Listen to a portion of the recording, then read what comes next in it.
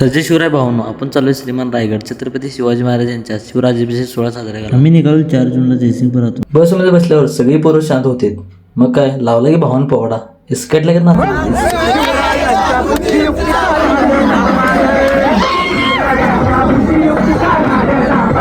बघता बघता कवा सकाळ झाली कळाच नाही. खिडकीच्या बाहेर बघताच ढगात होता. मी ढगात आलो श्रीमान रायगडच्या पायथ्याशी. तिथलं वातावरण एकदम भारी होतं. महाराजांचं नाव घेऊन गड चढण्यास सुरुवात केली. गड चढत असताना छत्रपती शिवाजी महाराजांच्या शौर्यगाथेची, मावळ्यांच्या कष्टाची, बलिदानाची व निष्ठेची जाणीव होत होती. गड चढत असताना टेन्शन, दुःख, भूक, तहान सगळं विसरून गेलो. लगेच महादरवाजेपाशी पोहोचलो. महादरवाजेतून थोडे वर आल्यानंतर गडाच्या आसपासचा परिसर एक नंबर दिसत होता. होळीच्या मैदानावर आलो. महाराजांचं दर्शन घेतलं. आलेल्या सर्व मावळ्यांची जेवणाची पूर्ण व्यवस्था केली होती आणि त्यामध्ये आम्हाला अन्नचित्रात स्वयंसेवक होण्याची संधी मिळाली. प्रत्येक वर्षी युवराज छत्रपती संभाजी महाराज यांच्या मार्गदर्शनाखाली हा सोहळा पार पडतो. थंडगार वातावरणात चहा आणि बिस्किट घेऊन आम्ही पुढच्या कामाला लागलो.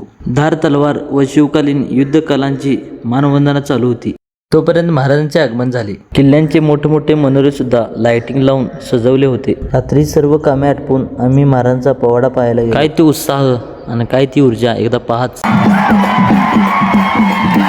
जिवंतपणे स्वर्ग अनुभवायचा असेल तर श्रीमान रायगडवर नक्की या.